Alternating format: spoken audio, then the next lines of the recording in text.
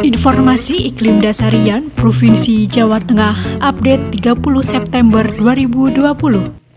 Monitoring hari tanpa hujan dasarian 3 September 2020. Pada umumnya, wilayah Jawa Tengah termasuk dalam kriteria sangat pendek atau 1 hingga 5 hari tanpa hujan. Hari tanpa hujan dengan kriteria ekstrim atau lebih dari 60 hari tidak terjadi hujan terjadi di Kombong, Kabupaten Kebumen. Analisis curah hujan dasarian 3 September 2020.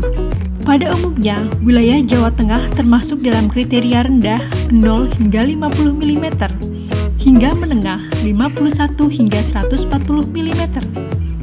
Kecuali sebagian wilayah selatan Kabupaten Cilacap, sebagian wilayah utara Banjarnegara, sebagian kecil wilayah selatan dan utara Kabupaten Pekalongan, sebagian kecil wilayah barat laut Kabupaten Grobogan, termasuk dalam kriteria tinggi 151 hingga 300 sampai dengan sangat tinggi atau lebih dari 300 mm.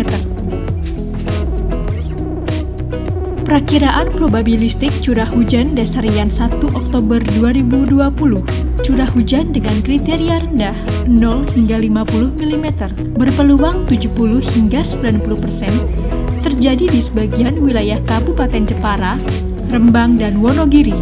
Curah hujan dengan kriteria menengah 51 hingga 150 mm berpeluang 60 hingga 90% terjadi di sebagian wilayah Kabupaten Cilacap, Purworejo, Wonosobo, Magelang, Kota Magelang, Temanggung, Kendal, Batang, dan Banjarnegara.